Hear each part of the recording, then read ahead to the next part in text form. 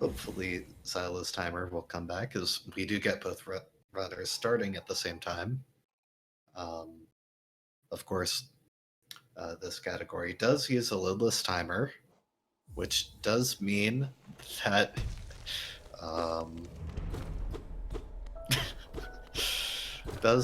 you don't have to skip the opening cutscenes if you don't want to. And it does mean that the runners' timers won't be synced for most of this race. You might see if we do an early sync in King's Pass, but definitely expect Acrid to be much further ahead on screen than he actually is, because Acrid is pretty well known for having a supercomputer. As of recently. Okay, and Silo's anti-RTA strats are going to catch up to him, so we do have a resync in King's Pass. Acrid having a pretty decent time, I think. Probably gonna exit here maybe 3 seconds ahead of Silo or so. Not even that, just 2 seconds. And so, pretty much heading into Crossroads, doing this loop to go pick up Vengeful Spirit. Really don't expect to see too many big differences between the runners. Just tiny movement optimizations along the way.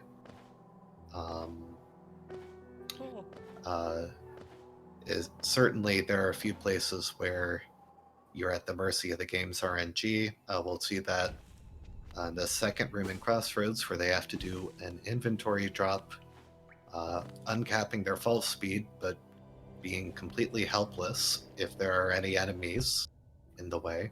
See Acrid getting hit there. Loses about 2 seconds. And Silo gets hit by the same enemy, so it's completely even there. Alright, then Aspid Arena here. First arena in the game. Pretty simple. Unless you do what Acrid just did, never upslash the Aspids, or at least not when they aren't under a platform. This is a very common AI for floating enemies in the game. If you are below them, they will float away from you. That's not quite as big a deal when you have lots of combat items, but unfortunate fall by Silo there. Not a big deal when they fall when you have combat items, but right now with only nail and no movement, actually jumping up after the Aspid loses several seconds. So we see Acrid fail statue pogo. See if Silo can get it. Acrid has kind of worked himself into a nice small lead, and Silo also misses the pogo. Fortunately, not a big deal. Really only loses about just over a second. But yeah, those are the kinds of things you think about in this split. Nothing that would be run ending if this were at the end of the game, but because it's at the start of the game, every room has been overanalyzed beyond all standards of reasonability. Alright, Acrid going to have a very low geo count because of that difficulty with the Aspid earlier. 11 geo is enough, though. Probably not going to cause any problems, unless we see him fail Venge flanking again, as he has in the past.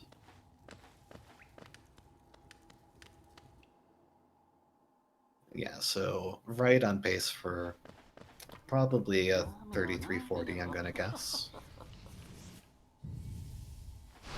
Nope. Never bet against the supercomputer.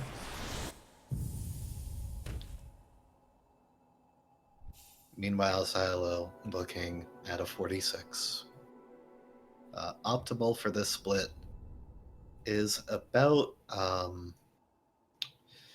don't know, you would have to ask X2U as the only person to truly dedicate his life to optimizing Vengeful Spirit. I want to say it's around 328, 327. This Acrid stumbling a little in Ancestral Mound can be a little tricky with the jumps here.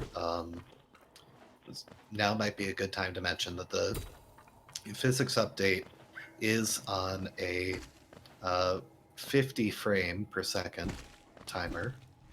And so what that means is that while you can reduce your input lag by having a higher refresh rate on your monitor, or not on your monitor, a higher frame rate for the game, you can't increase the physics rate. And so it is only a 50 frame window, or 50 hertz to get these jumps off, not any micromanaging trying to hit a 1 in 300 frame rule.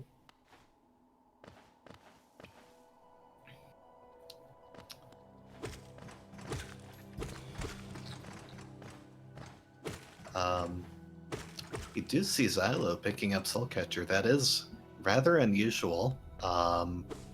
This used to be very common about 2 years ago.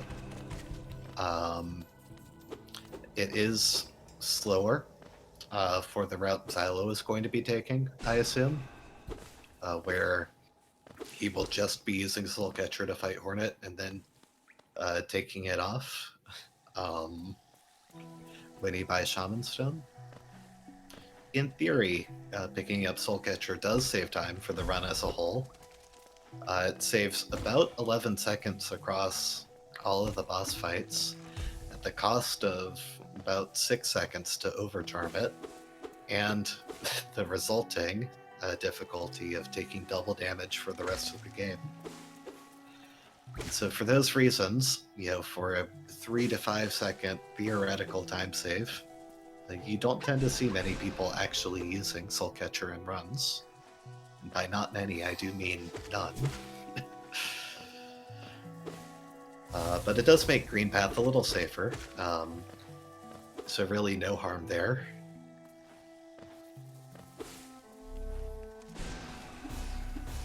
As Acrid does fail the last Fireball skip, gets the recovery though. These Fireball skips are a little tough. To be honest, half of the problem is the turnaround. You want to turn around and then very quickly Fireball afterwards. That's what newer people struggle with a lot. It's also a little difficult to get the 2 Fireballs off, and so I know a bunch of more experienced runners who have also had trouble, choking up on their input device, just mashing that Fireball button too quickly, and then the game locks you out of inputs.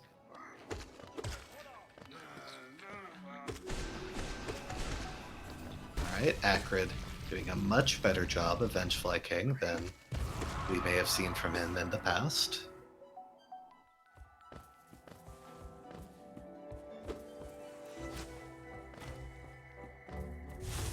And with this very nice health count, I think there is a very good possibility that we'll see a first try Hornet fight from Acrid today. Which is always something that's nice to see. So Hornet, one of the easiest boss fights in the category. 2 main strats to fighting her. One is to put her in a corner and stunlock her. It's 5 hits to combo her into a stunlock when she's not doing her nail throw attack, at least. The other strat is to go for double hits with a Fireball. Acrid gets a single double. You can get more with more consistent setups than the one he used. Regardless, he's going to be through with this picking up Mothman Cloak around 8:10 to 8:13. So that should put him probably 10 to 20 seconds ahead of Xylo, I want to say. He's taking a lot of damage on this Hornet fight.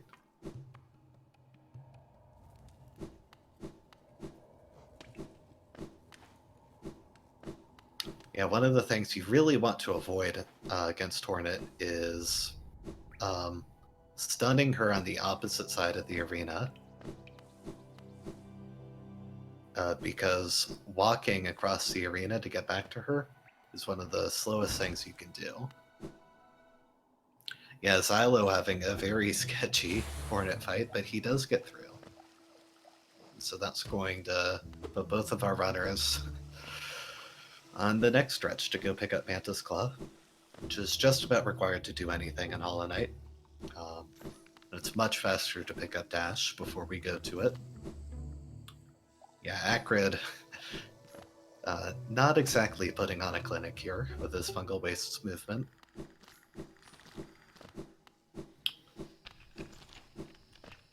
And we do see a few frustration slashes.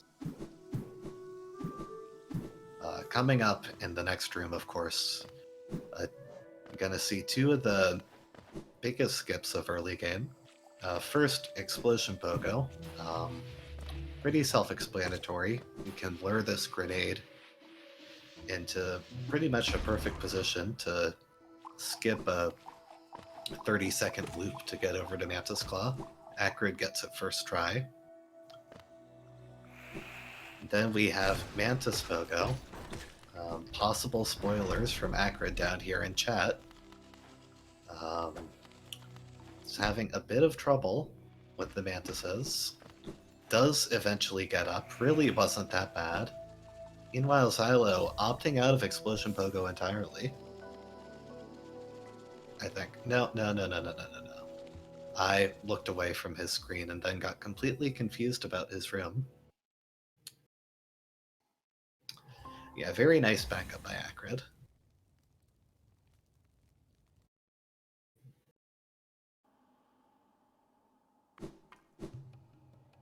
Alright, so now on Acrid's end, I'm going to be going over to right side of Crossroads to do a bit of shopping. Meanwhile, Xylo about to enter those two difficult skips himself.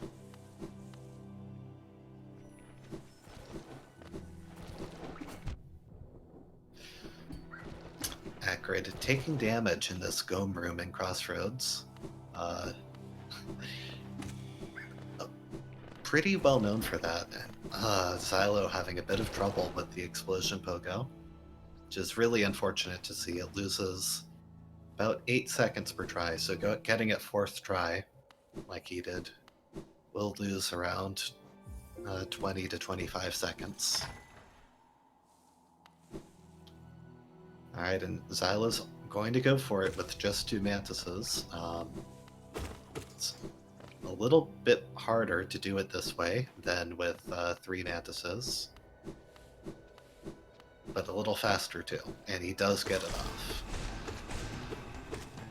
So yeah, about a minute behind compared to Acrid here, mostly due to that trouble with Explosion Pogo. And meanwhile, on Acrid's side, we saw buying the Crossroads Stag Station. By far the fastest way to get back to Crystal Peak later on. Then killing Grow's mother. All to come over here, pick up the best damage charm in the game with exactly enough Geo, and then duck out to rescue Sly so we can buy Lantern later on, which will be required to unlock. Lantern will be required to unlock Crystal Peak, get an item required to finish the game. With this route, at least. All that is much later, though. First of all, Acrid will be starting his Resting Ground split after he goes to pick up the Dream Nail.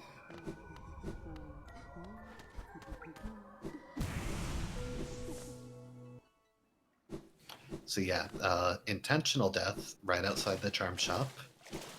So what that allows, it spawns the Shade, which is an enemy usually in the vicinity of where you died. You kill it, you get back all your Geo. They'll go twice on the Shade. Sequence break to Resting Grounds. It's about 4 minutes faster, maybe 3 minutes faster. to do that compared to getting to resting grounds the intended way. So definitely one of the most important skips of any percent. It's going to let us get our dream nail right away before the 15-minute mark and get started killing dreamers, which is pretty much the whole goal of any percent. Kill 3 dreamers, black egg opens, beat the boss, end the game. Everything else is just a means to that end. And so we'll see if Acrid can get first try platforms in Dreamnail. He has been having some movement issues tonight. Falling is normally a bit more harmful to your ego than it is to your time. But we do see him get through there with no issues, taking the slightly safer and slower route. Meanwhile, Xylo pulling off his shade skip with a slightly scary setup. If he had just been a tiny bit slower, he would have lost his shade. Alright, Acrid pulling off an excellent seer skip. Should be pretty close to flawless. Resting ground split on his side.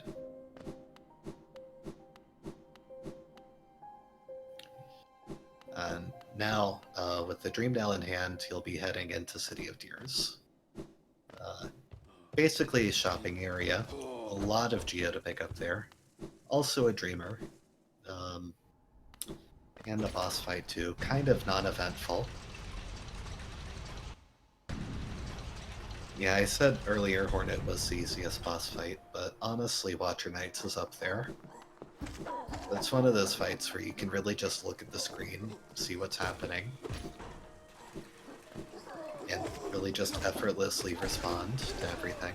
So don't expect Acrid to have any trouble with that. We will be seeing that shortly. Following just a bit more Geo. Gonna pick up a seal in King Station, kill Gorgeous Husk for just over 400 Geo.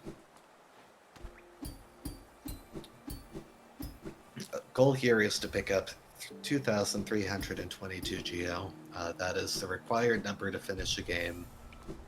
Buying King Station, Lumify Lantern, the Toll in the Crystal Peak, and Distant Station. Plus a couple devoutes. You are correct, DFT. That is exactly playing video games. Watcher Knights is one of those bosses, which really is just a test of whether you can pay attention and, press the buttons when the game tells you to press the buttons. Not much more than that.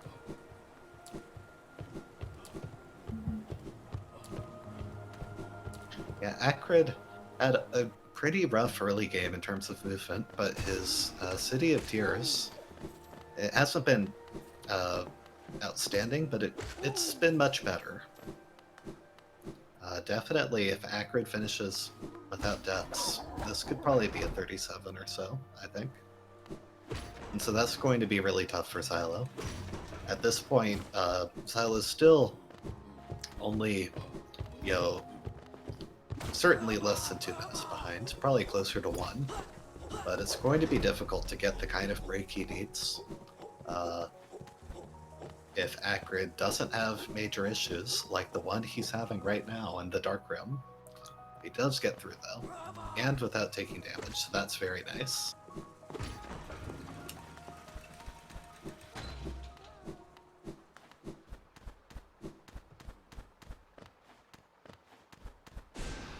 Alright, so Grid having a bit of trouble breaking the wall there. You can one-shot certain breakable walls with the fireball. And so go up there, break the chandelier. It's going to mean only 5 Watcher Knights to fight here. So Acrid immediately takes damage, not predicting. well, you really don't even have to predict. You can just be faster, and then you won't get hit by that attack. Fortunately, Acrid finishes with enough soul to refill his health. Does look like he's playing the second round a bit safer. Doesn't look like this fight is going to give him any problems.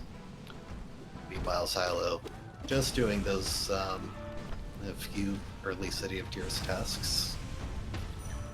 Not much to report on his end. Would like to see him heal. He might be thinking about picking up the bench right next to Watcher Knight, so I would not be surprised to see that. Meanwhile, Acrid, really has recovered a lot since that first Watcher Knights round. The second two have been very impressive.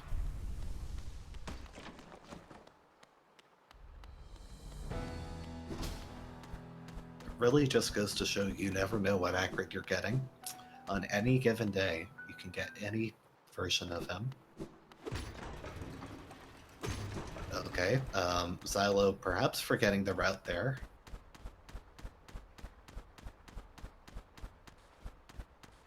And skipping the lever. This is mildly concerning.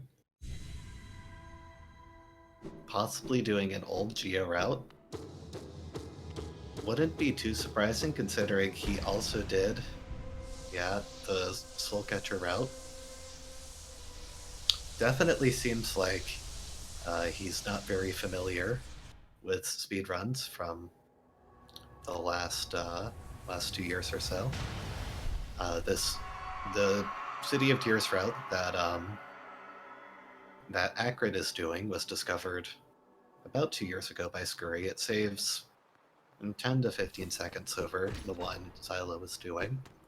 Mostly just because the Helena seal after Watcher Knights is much, much faster than the one on the left side of City of Tears. Yeah, Xylo not doing well on Geo either. And takes a very bad elevator hit. He hit the wrong lever, first of all. And now he's taking more damage. This is really unfortunate.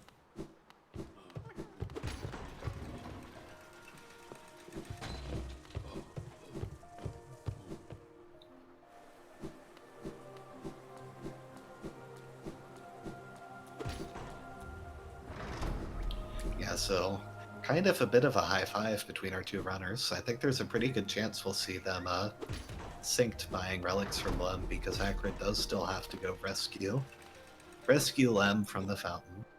He's gotten lost, doesn't know how to get home.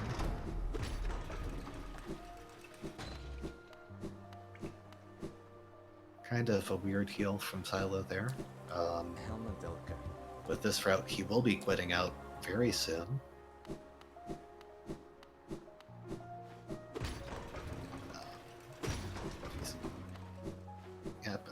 There we get that high five.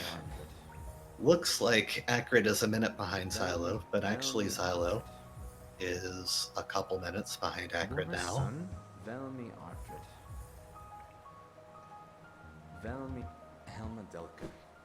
And yeah, Acrid already has enough Geo to game, thanks to that fairly judicious farming he did before Watcher Knights. Xylo, meanwhile, in a bit of a Geo crisis. He's about 50 Geo short or so, I want to say. So we'll just see how that goes for him.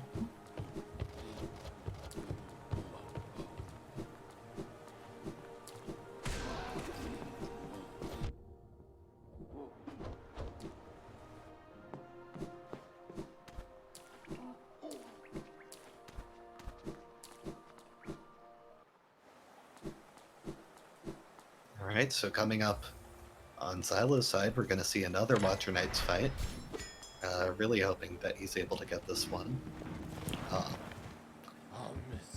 The biggest roadblock for newer runners like Xylo tends to be this fight, and I was a little facetious earlier, but it actually is quite difficult. If you haven't put inordinate amounts of time and practice into it, you see Xylo going much slower than Acrid because he doesn't have the damage rotation down, where you pogo the Watcher Knight and dash over it to hit it from behind while it's doing its slash attack. Oh, and Xylo taking a lot of damage here.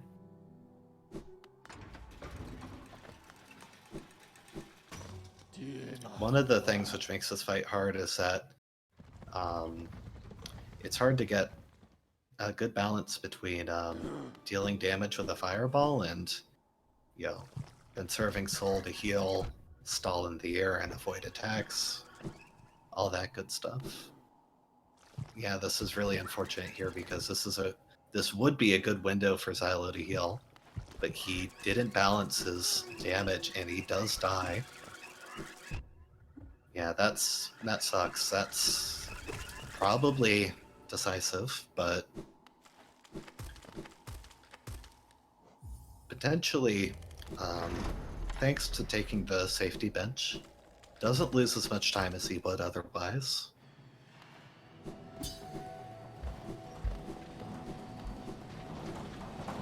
Meanwhile, Acrid about to enter Crystal Peak, a pretty safe and consistent area.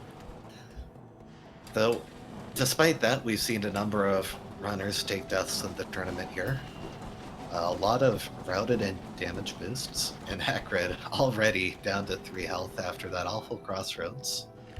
But we do see Acrid get a certain pogo first try. Very impressive on his end. Potentially saving himself from having to heal. Meanwhile, Xylo takes down the first Watcher Knight, but once again, doesn't save enough soul to heal.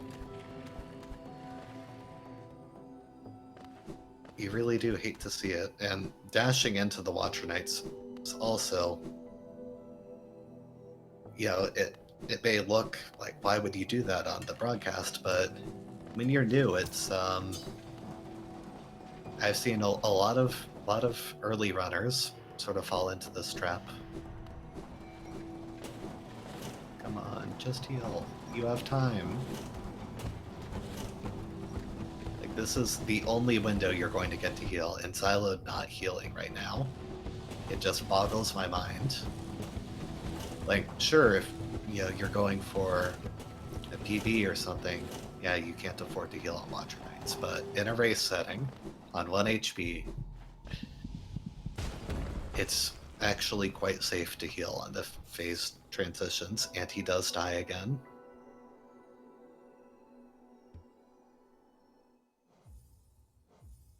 Meanwhile, Acrid immediately throwing away all of the street cred he earned by doing Pogax, by doing Over the Platform. Truly heartbreaking.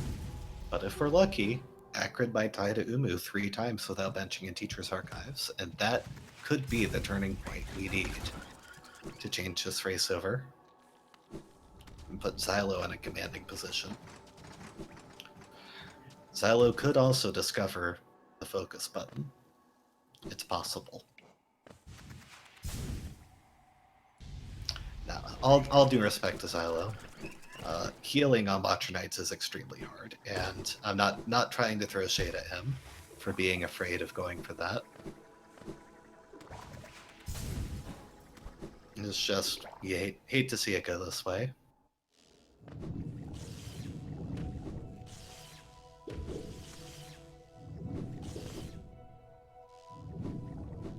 Like, right now, this is when I would like to see Xylo heal. Like, perfect phase transition, tons of health.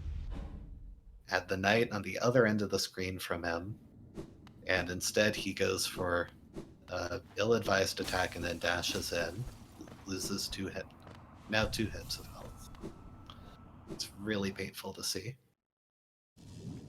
But this is all from the perspective of someone who has spent way too much time on Watcher Knights. So, I watch anyone else's Watcher Knights fight, and I want to launch into an impromptu clinic.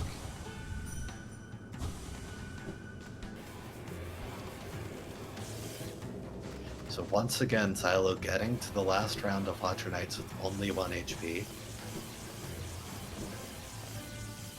Is playing it much safer now. Normally what you want to have happen in a Watcher Knights fight is for the 2 Watchers to stack. Xylo's been having a lot of trouble with that pattern. It's kind of difficult to handle properly, and he does get through. Thank goodness. 3rd try is the charm. Meanwhile, I've been sleeping a little on Acrid's side. Really not much to the movement on this Umu split. He does fail to cycle, thanks to a very foolish and ill-advised acid dunk. Really don't know what Acrid was going for there, other than maybe shameless timer manipulation. Would not surprise me if Acrid did not update his timer, specifically so he could cheat in this race. That's okay though. Acrid is actually a wholesome runner, and he does not deserve accusations like that. Unfortunately, he does still get the 3 cycle. That's going to save a lot of time on his end, compared to losing control of the fight. Each Umu cycle tends to take between 15 to 20 seconds. So you really do want to make the most out of your damage cycles. So yeah, one runner exits the Dreamer right as the next one enters. I don't remember what time Acrid got Lurian. Not that that would be a good comparison, because actually Xylo is ahead of that, having already done cleanup.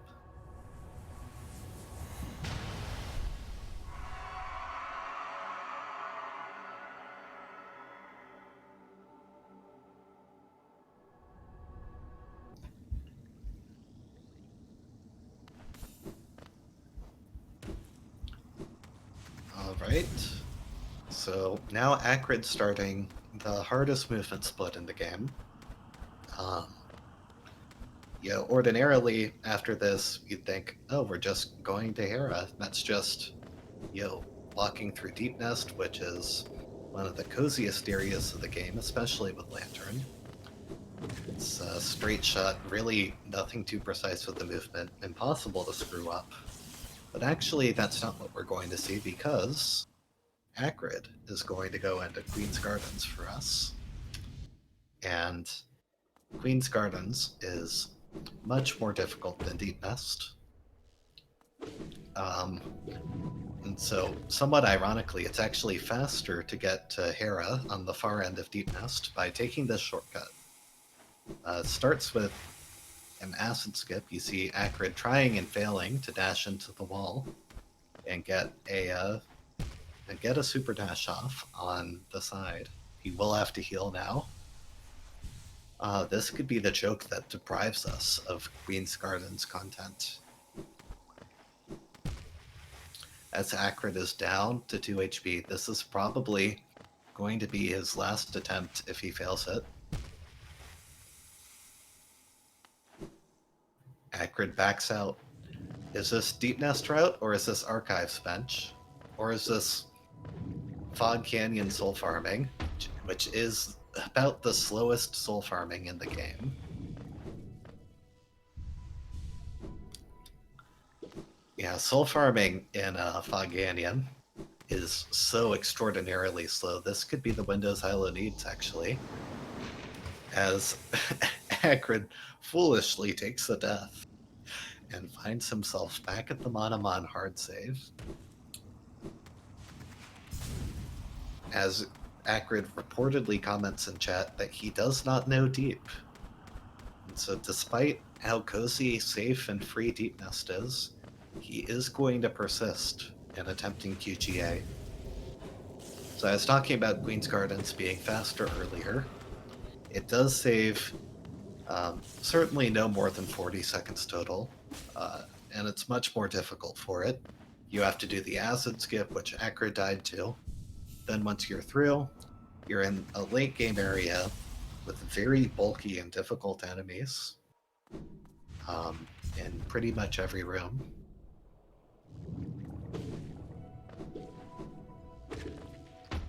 So, taking damage on QGA isn't just bad because it means that you have fewer attempts to do the skip. You do have to heal back to full to have any chance of getting through, and thankfully for Acrid, he gets the skip first try, second try, and he is back on the road to victory.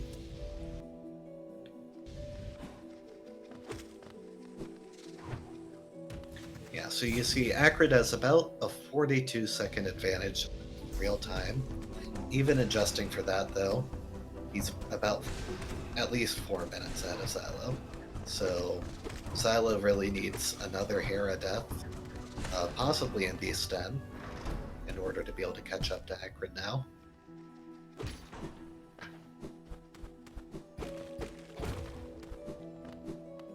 Yep, so Acrid kind of losing control of the arena as he allowed the wall to eat his fireball. A completely consistent thing, walls eating fireballs. Always preventable. Xylo also doing over the platform. And therefore, we no longer have to feel obligated to root for Xylo just because he's the underdog. It's okay to be a newer runner, but finishing over the platform is a whole nother thing. Meanwhile, Acrid really has recovered. I don't know if the QGA was rust or race nerves, but he got through Queen's Gardens very nicely. Really good to see.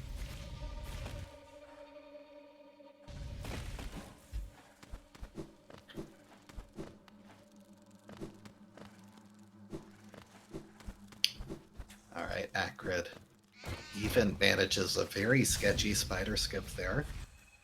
And he is threatening in chat to do devout skip. He's a little bit short on the geo counter to pull that off. A couple places he could pick it up. Basically, what he's going to be looking for here is when you go up to the devout, it has about a 50% chance to move backwards. And if it moves backwards, you can dash over it rather than killing it.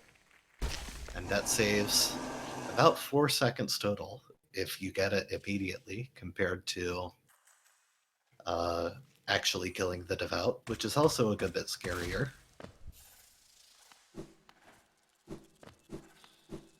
So here it is, everyone bless Acrid's RNG.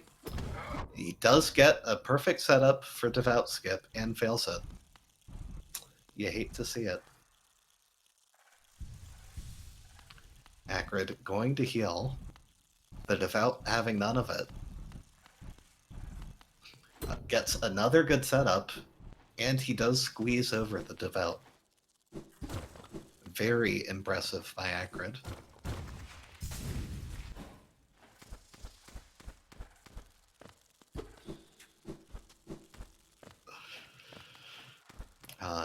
Kind of rough on the health count, and we do see Acrid taking this inordinately safely. It really is just an area that ordinarily you would breeze straight through without pausing. Acrid a little scared of the spiders, though, going to duck back into the alcove.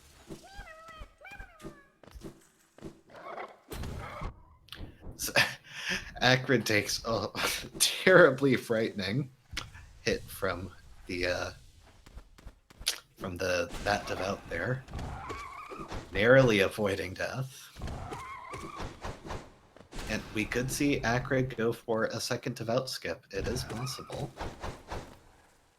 Normally what you want to do here is hit the mask to lure it over a bit faster.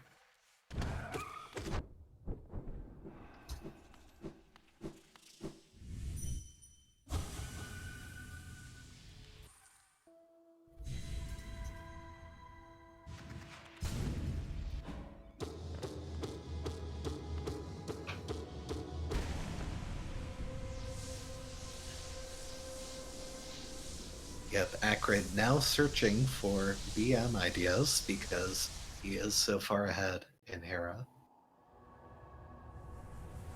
We will see whether Acrid decides to finish and claim his 37, which really would be quite easy with a 315 Hollow Knight, more or less. But or he may do other things, to be determined.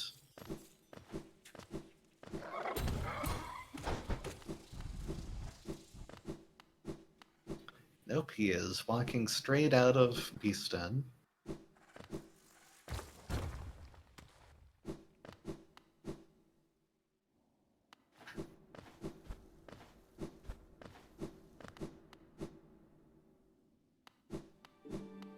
Meanwhile, Xylo getting a Zumu kill first try, I believe.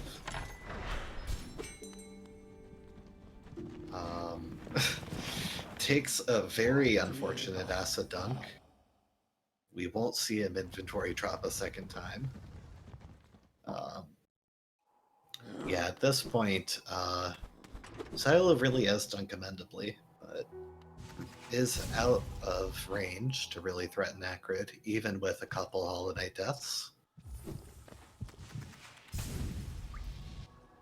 However, I do believe that Xylo may be on PB pace, at least relative to his speedrun.com time.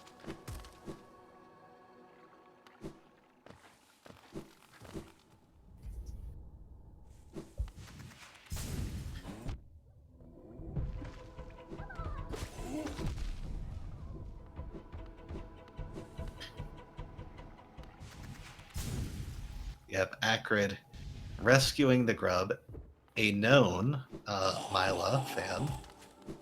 That is, in fact, the only reason why Visuals runs Mila percent is specifically and only to make Acrid angry at him.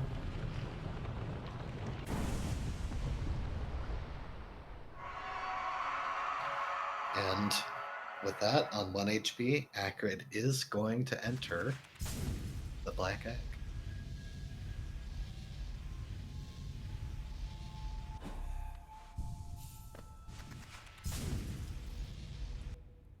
Xylo taking a bit of damage on the way out of here. Isn't a big deal, assuming he's doing a deep nest route, because health isn't as big a concern. Do see him skip the bench, though.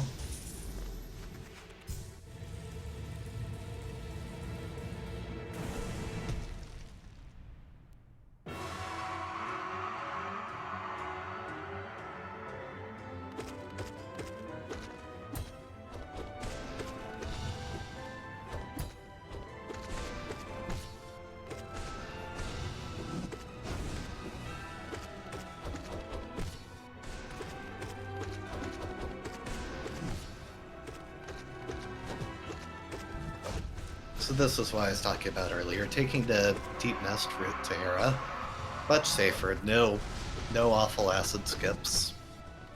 Very, and really no enemies either. You just go straight towards it.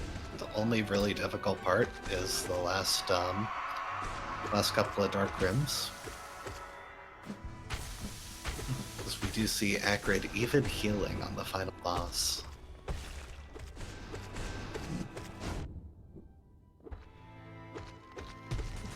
Really hasn't been too bad, but certainly not good either on Acrid's side.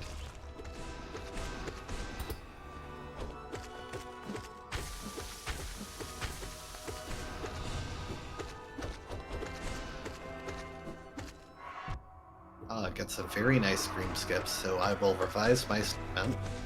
Acrid redeemed himself in the end. Alright, and with that kill, that will be sealing this in Acrid's favor. We'll take about 90 seconds to be able to confirm it for sure, but barring any sudden and unexpected credit swarps from Xylo, Acrid has put on a very nice race for us. Much better than his showing in Winner's Bracket, which is really nice to see that level of improvement.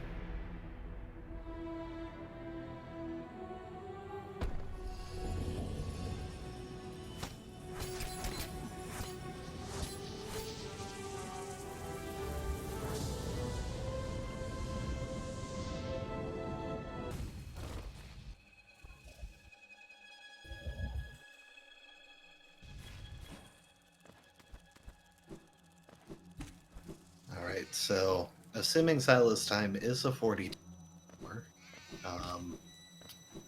he will have to get to Era in the next minute to have any chance of PBing. So I think that might also be out of range now, after the Deep Nest route.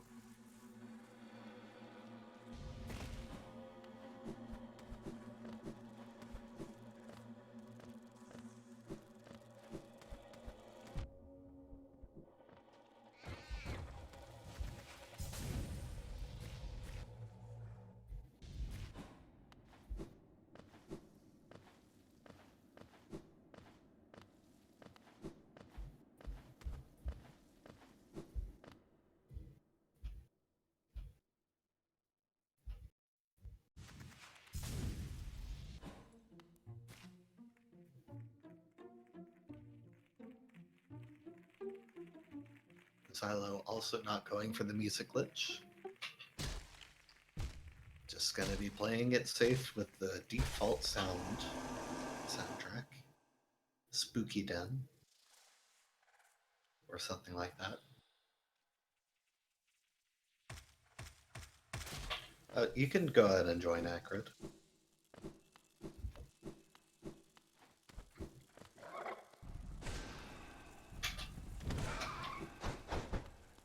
Hello. Hello.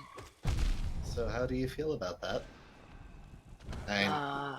Oh, I shall mute the stream. This is kind of important. It was a a bad run, but an okay race, I guess. Yeah, definitely a lot improved over your last race. That's not saying much, though. Yeah, I know I-38 probably isn't your target for the tournament at least, but de-rusting has to start somewhere, right? I guess, yeah. Yeah, really nice nice Watcher Knights, I thought, after the first round. Yeah, they were okay. Actually, I was actually kind of happy with them, especially for a race setting. I expected to just straight up die or something, and I pulled out something nice, I think. Yeah, that's what I'd been thinking. And then, actually, I called this a 38, but that really is sort of unfair to the quality of play. Like, take out QGA, and this is probably a low 37, right? I mean, I guess I'm still definitely not happy with it though. Like I was on Yeah, 34, 30 pace today, and then I choked to falling down a distant village, I believe. So like I don't think a 39 basically is really a time I should be happy with. Yeah, I get that. So let's take a look at the bracket and see what you're looking at for the next match. It's Logan. I've been looking at that match for a while now because that's gonna be we are really literally good. tied in PBs, yeah. Yeah. Both of you right into that mid to low 35 range. So that's going to be probably one of the closest. Yeah, I'm really looking forward to it actually. I've been like bouncing back Logan and stuff. Like we've been competing with PBs for quite a while now, and we're literally matched now. So I'm really looking forward to it.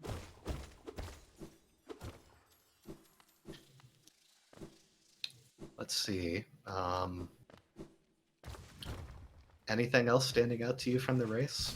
Really was some cool tech in Crystal Peak. Getting the getting the Pogax first try. I mean, really. I'm not trying to be sarcastic on that, at least. I mean, yeah, Pogax was cool, and then I didn't even try for God Pixel because I suck at that trick, and I was already at 3 HP from the terrible bench fly room. Yeah, you failed Like the that first bench room fly of room was actually Crossroads, horrible. unfortunately.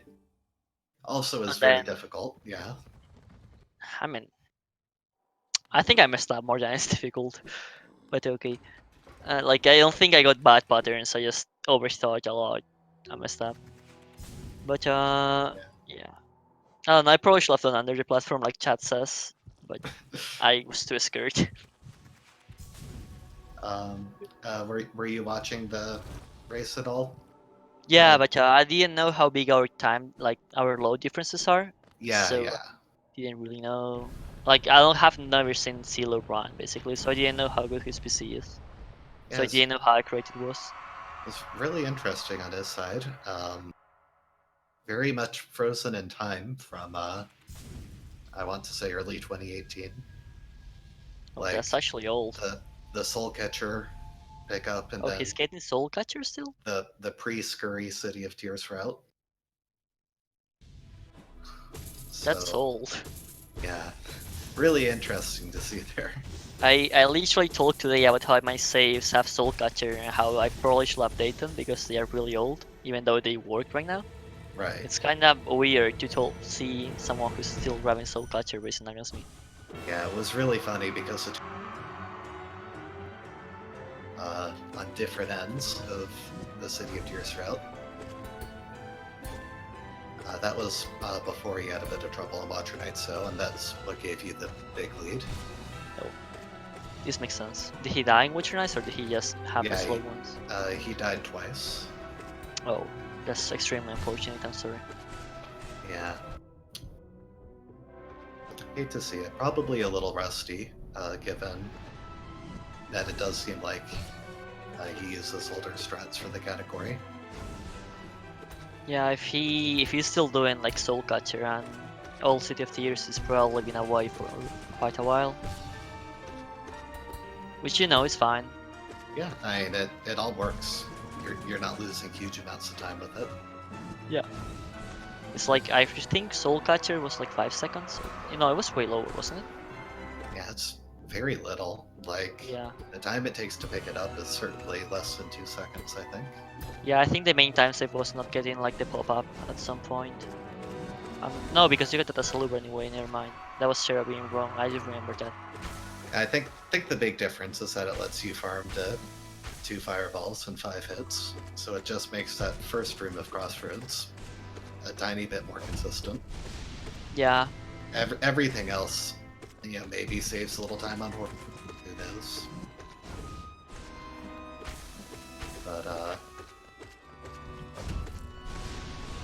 I do think it has been timed to be definitively slower by a couple seconds. Yeah, unless Silver Charm it has been, yeah.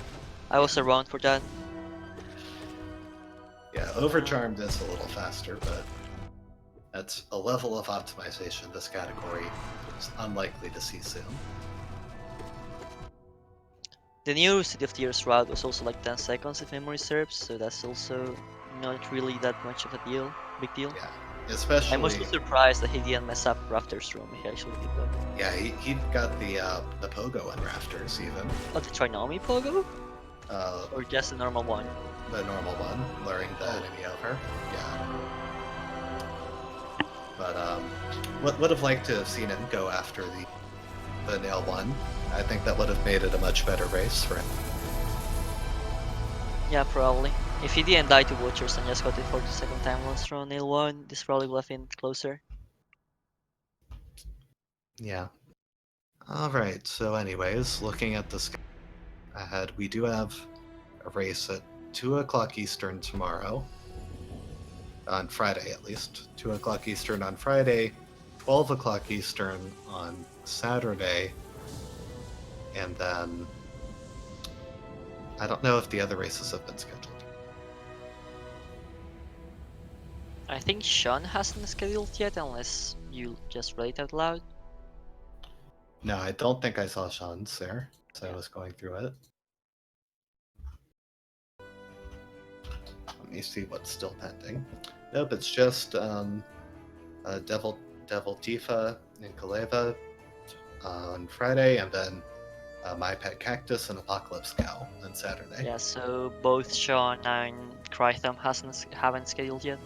Yeah, but definitely 2 races that are going to be really, and then 2 more to come. We'll see what comes of the others. Yeah, I'm looking forward to Sean versus Emo. Hey, Xylo. Hey, welcome. GG. Yeah, GG.